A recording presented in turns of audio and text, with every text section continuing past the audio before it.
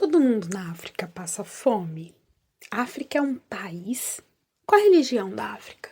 A moda africana, né? Um negócio bem, né? De raiz. Sério que eles falam francês, inglês?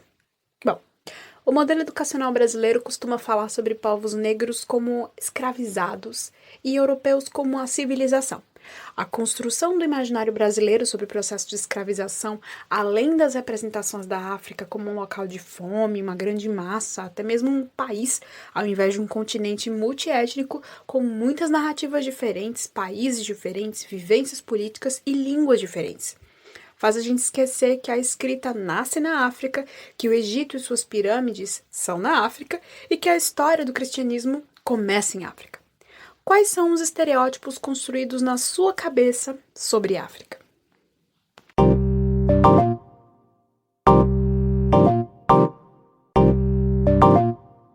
Meu nome é Natália Mitchell, eu sou jornalista, atualmente no sul da França, e hoje eu viajo para Dakar, no Senegal, para conversar com Débora Pessoa. Ela é professora de francês no Instituto Dorca e desenvolve um trabalho fascinante. Seja muito bem-vinda, Débora. Eu começo te perguntando por que é tão importante a desconstrução dos estereótipos que a gente tem sobre a África, muitas vezes construídos com base no nosso currículo escolar. Então, para começar, a gente precisa desconstruir os estereótipos que a gente aprendeu sobre a África, baseados na nossa busca pela verdade, né? Porque eu acho que não interessa a ninguém, seja negro, branco, rico ou pobre, viver uma vida baseada sobre mentiras. E ainda mais que a nossa sociedade, a sociedade brasileira, ela é baseada, ela é construída, a nossa população mesmo, em cima de descendentes de africanos. Africanos que não vieram espontaneamente, que foram escravizados, até aí a gente sabe que é verdade, mas o que veio antes disso? Então, é muito importante que, a partir dessa busca pela verdade, a gente comece a perceber quais são as influências que essas descobertas da verdadeira história do que realmente aconteceu podem se manifestar nas nossas vidas, que consequência que isso vai ter. Uma coisa muito importante também é que a nossa subjetividade ela está muito ligada a essa coisa da gente saber de onde a gente veio. A ancestralidade ela é uma questão que ela perpassa o inconsciente.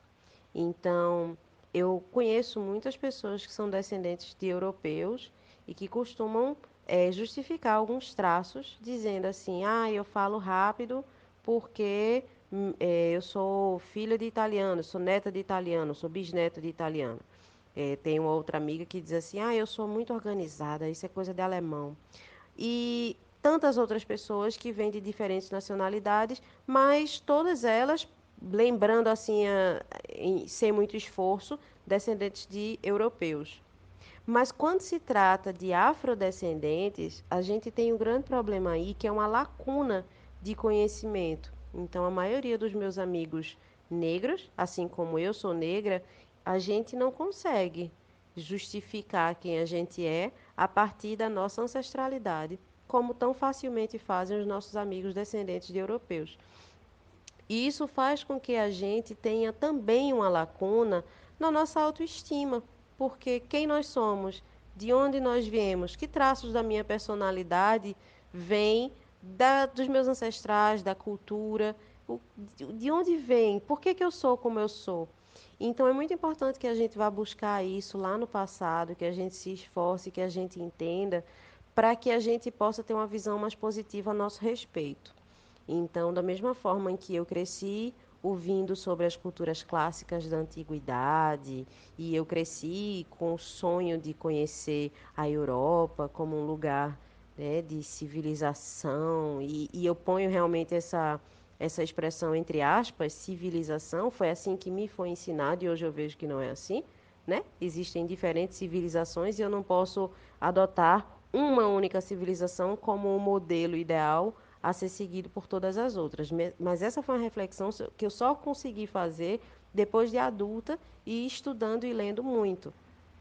Então, a gente precisa saber o que é que tem em nós que faz esse link com quem veio antes de nós. Dando um exemplo muito claro e muito direto, o primeiro contato que eu tive com a história dos povos negros no Brasil foi quando, aos 6 anos, eu abri um livro de história e eu vi um negro sendo açoitado, né? Uma figura de um negro sendo açoitado.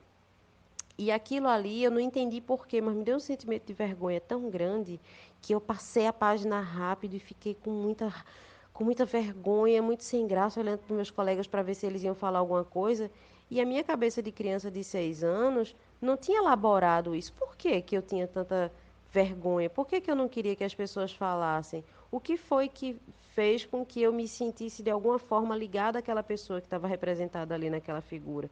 Então eu, apesar de ser uma criança pequena, eu já conseguia estabelecer uma relação de ancestralidade entre aquela pessoa que estava sendo representada daquela forma tão humilhante, tão indigna comigo mesma. E isso é muito sério, porque de alguma forma eu fiz uma relação, eu estabeleci uma correlação entre aquela pessoa que estava naquela situação humilhante e indigna comigo mesma, que de certa forma recebia ainda alguma consequência dessa humilhação e dessa indignidade. Não sei se dá para você entender direitinho o que eu estou falando. Então, hoje em dia, quando a gente vai buscar a história verdadeira dos povos de África, a, toda a glória das civilizações que vieram antes das invasões dos europeus, dos árabes, a gente descobre coisas lindas, a gente descobre uma escrita muito bem elaborada, a gente descobre política, a gente descobre uma forma de ciência muito bem estabelecida e super moderna e super avançada. Então, agricultura e tantas outras coisas que eu poderia falar, arquitetura. E a gente também ouve falar em reinos, em reis e rainhas, em riquezas, em formas de governo muito avançadas. Então, é muito legal você ter a oportunidade hoje de oferecer isso para as crianças, uma oportunidade que eu não tive na minha época. Então, fazer uma correlação não mais entre pessoas que foram escravizadas, pessoas sendo maltratadas e tratadas de forma indigna, mas de descendentes de reis, rainhas, de governantes, de civilizações brilhantes, de civilizações que têm um papel importantíssimo na história e cuja história a gente não conhece muito, simplesmente porque sofreram um processo de apagamento por parte dos povos dominantes, o que não significa que não tenha existido, porque quando a gente vai cavar um pouquinho mais, a gente pesquisa, a gente se dá o trabalho de estudar, a gente descobre que está tudo ali, em registros históricos fidedignos. Então, é muito importante a gente fazer isso para que a gente possa resgatar essa verdade que está escondida e para que a gente possa oferecer aos nossos uma oportunidade de se identificarem com ancestralidade que não esteja ligada à indignidade e à humilhação. Você recentemente fez um post de carrossel no seu Instagram com imagens relacionadas à publicidade no Senegal. Quão importante é essa representatividade? Sobre o padrão de beleza e representatividade, isso é muito interessante, porque eu vou falar mais uma vez a partir da minha história, porque é o que eu conheço, e minha história é meu ponto de partida para tudo, né? Assim que a gente faz uma leitura do mundo. Mas eu me lembro de quantas vezes eu fiquei frustrada quando era criança, eu nasci nos anos 80, porque eu não tinha pessoas que me representassem, eu não me sentia vista. Quando você não é visto na mídia, quando você não é visto em displays de representatividade, o que acontece é que tem um processo muito triste em que você começa a se sentir invisível, você começa a sentir que você não é tão importante e você acha que quem tem importância, quem tem relevância são aquelas pessoas que estão sendo retratadas na mídia. É muito triste, mas é verdadeiro. Então, somente na minha adolescência foi que eu comecei a ver algumas modelos começando a despontar, negras cumprindo, entre aspas, né, uma certa cota ali. Eu acho que já estava havendo um processo de conscientização das pessoas da publicidade sobre essa necessidade. E é interessantíssimo como isso reflete diretamente na autoestima das pessoas, da população de uma forma geral. Então, No Brasil, quando eu saí, eu estou morando aqui no Senegal já faz 6 anos e meio. Quando eu saí, a representatividade ela ainda era muito dominante na mídia, eh, feita por pessoas brancas. A gente via um negro aqui e acolá, mas de forma alguma a representatividade negra ela reproduzia a verdadeira composição da nossa população, que a gente sabe que é praticamente metade da nossa população composta por negros e pardos, inclusive um pouco mais de 50%. É, poucos anos depois, quando eu voltei de férias para o Brasil, eu já comecei a ver a mídia sendo muito mais tomada por pessoas negras. Isso me alegrou demais, porque tira o preto daquele papel de servo, né? Você vai ver as novelas, então o negro é o quê? O negro é o quê? Empregado, escravo, é sempre algo referente à subalternidade. Então, a mídia ela é muito importante quando ela tira o negro do papel de subalternidade e ela mostra à população negra de uma forma geral, que ela pode estar em outros lugares, em outros papéis, que ela pode representar outras coisas, outras funções que não a de empregada, empregado, motorista, segurança. Então, quando a mídia começa a reproduzir de uma forma mais justa, pondo, por exemplo, uma juíza ou uma advogada negra, ou um homem de negócios negro, ou negros bem-sucedidos, o que a gente quer que aconteça na nossa sociedade, automaticamente a população vai começar a internalizar que isso é sim uma possibilidade. E eu acredito realmente nessa relação muito forte entre a arte e a vida. E a população vai cada vez mais começar a se sentir confortável em olhar o negro num espaço de poder e não necessariamente inferir que aquela pessoa ali é funcionária, é empregado ou tem que estar desempenhando necessariamente um papel subalterno. Como eu já ouvi história em que numa formatura o único negro da turma que estava se formando foi esse para quem uma senhora que chegou, entregou a chave do carro e pediu para ele ir guardar o carro, porque ela achou que ele era o valete, né, o guardador de carros. E eu creio que quanto mais a mídia, de uma forma geral, os meios de comunicação de massa começarem a reproduzir negros em posições não subalternas, mais a população vai tender a abraçar também esse discurso e essas novas possibilidades. Além da importância que isso vai ter diretamente na autoestima das pessoas negras. Então, aqui onde eu moro, os negros, eles são a esmagadora maioria da população. Eu vou na rua, eu vejo um mendigo, o mendigo é negro, mas eu vou no hospital, quem me atende é um médico negro. Eu vou numa empresa ter algum serviço prestado e as pessoas que me atendem são negras, tanto as pessoas que estão em funções mais baixas, como os próprios diretores da empresa, os donos, os milionários daqui, os ricos daqui são negros. Os ladrões também são negros. Então, existe uma distribuição equitativa na população correspondente à realidade, né, de como se é. Papéis mais baixos, entre aspas, falando, pessoas mais pobres, pessoas que estão na base da economia, pessoas que têm mais dinheiro, pessoas que estão no nível mais alto economicamente falando, todas são negras. E por que não fazer com que no nosso país, com que no Brasil, a mídia também reproduza proporcionalmente isso? Então, o meu sonho é que na vida real a gente tenha a mesma quantidade de professores universitários negros que brancos, já que eles são praticamente metade da população. Eu acho que isso é possível e eu acho realmente, de todo o meu coração, que a mídia desempenha um papel importantíssimo na construção dessa subjetividade. A playlist chama duas perguntas, mas eu vou fazer três. Débora, explica um pouquinho pra gente o trabalho realizado pelo Instituto Dorcas. Sobre o Instituto Dorcas, ele surgiu depois que a gente chegou no Senegal e a gente passou um tempo se integrando à sociedade e vivendo aqui. Então, para começar, quando nós chegamos no Senegal, a gente já veio com a intenção de desenvolver algum tipo de projeto social. A gente já sabia que a gente queria fazer isso. A gente imaginava que seria algo ligado ao ensino, principalmente ao ensino de informática, porque essa é a área do meu marido e eu sou professora de francês, então provavelmente também teria alguma coisa ligada ao ensino de francês, à alfabetização, não sei, mas a gente precisava entender o formato e de que forma isso poderia ser algo que realmente viesse atender às necessidades das pessoas daqui. A gente não queria em momento algum que fosse algo que tivesse saído da nossa cabeça, que a gente chegasse aqui e dissesse assim, olha só, olha o que a gente trouxe para vocês. Não era assim. Então a gente passou mais ou menos uns 2 anos somente dando aulas para algumas pequenas turmas, mas o objetivo não era criar nenhum projeto ainda. Era somente conviver com as pessoas, ouvir, fazer amizades, saber exatamente o que era importante para elas, o que elas queriam ter e não tinham.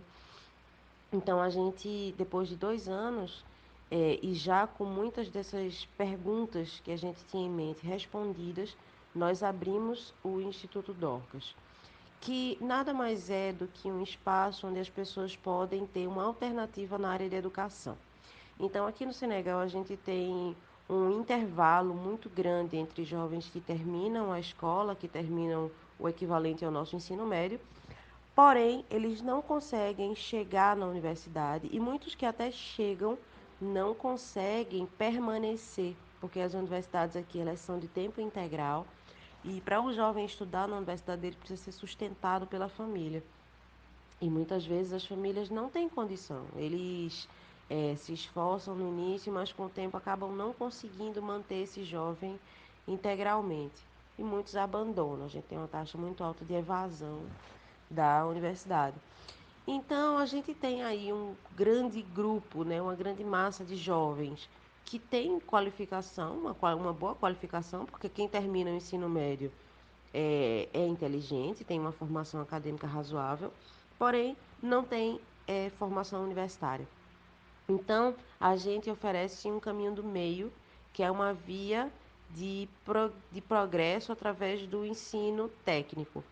Então, a gente adaptou um curso de informática, a gente fez 3 módulos de mais ou menos 3 meses. Então, a nossa formação ela dura aproximadamente um ano, contando com pausas e feriados e tal. Então, o jovem ele pode chegar no nosso curso sem saber nem ligar um computador. Ele vai fazer 3 meses do módulo básico, depois ele faz 3 meses de módulo intermediário, que aí ele já vai ser posto em contato com noções de reparo de computador, de conserto, né, técnico de informática. E o terceiro módulo, que é o avançado, é um curso de redes de computadores. Quando ele termina esse curso, ele está pronto para trabalhar como técnico de informática em qualquer lugar. E a gente também tem um convênio com algumas empresas em que a gente encaminha os nossos melhores alunos para fazerem estágio. E alguns a gente até pega para nós mesmos, né, para o nosso instituto. Então, a gente tem assim muitos jovens que começaram com a gente, que hoje têm bons empregos, têm bons trabalhos. A gente já tem visto muitos deles casando e formando família, e é um orgulho muito grande para a gente. Inclusive, a gente também oferece bolsa de 50% para mulheres, para qualquer moça que venha fazer o nosso curso, porque é um estímulo ao empreendedorismo feminino, ao crescimento das mulheres. A gente acha que as mulheres têm um potencial enorme e, infelizmente, elas ainda são muito discriminadas na sociedade, ainda tem muito essa expectativa de que a mulher deve se realizar somente satisfazendo o marido e os filhos. E a gente quer, não é que a gente seja contra essa visão, mas a gente quer que elas tenham escolha, né? Se uma mulher quer se satisfazer cuidando do marido e dos filhos, muito bom para ela, mas a gente também quer que as mulheres possam ter escolha e possam ser felizes a partir das escolhas que elas mesmas fazem. Então, a gente tem o Instituto Dorcas, a gente já formou mais de 150 jovens aí ao longo do caminho. E a gente agora também está entrando no terreno da educação infantil. Então, agora nós estamos construindo uma escola que tem capacidade para 400 crianças. É um projeto grande, um projeto ousado. Fica numa cidadezinha perto aqui de Dakar, a capital onde a gente mora, mais ou menos 1 hora de distância da capital. E é uma cidadezinha muito estratégica porque ela é cercada de aldeias. Então, todas as crianças das aldeias a gente quer que sejam atendidas pela escola. A gente vai providenciar o transporte e a gente também vai providenciar a nutrição para essas crianças. É uma escola de ensino integral, né? Elas vão embora somente no final do dia e no tempo que elas estiverem com a gente, elas também vão receber a alimentação, que é um problema muito sério aqui, porque a gente já percebeu que muitos adultos, muitos jovens e adultos, eles não têm muita memória, eles têm alguns problemas de aprendizagem devido à má nutrição na infância. Também é outro problema que a gente quer sanar. Então, a gente sabe que é somente uma gota no oceano, mas a gente crê que se cada um se engajar, se cada um tentar mudar a realidade onde está inserido, a gente vai conseguir chegar muito, muito longe. Incrível, né? Muito obrigada, Débora. A gente tá aqui em estado de graça com o compartilhamento das suas experiências. A gente segue com a nossa programação do mês da consciência negra. A gente indica que você conheça o perfil do Instituto Dorcas, que vai estar aqui no nosso box de informações. E ao longo da semana a gente vai compartilhando conteúdos relacionados ao podcast de hoje. A gente te lembra que toda semana tem material novo feito com muito carinho e força para você. Siga a gente nas redes sociais, o nosso Instagram e Twitter é @delaspodcast. Nós estamos disponíveis nos principais players e também na Aurelo, onde você pode, além de ouvir todo o nosso conteúdo, apoiar financeiramente esse trabalho com o seu play. A gente conta contigo. Até a próxima!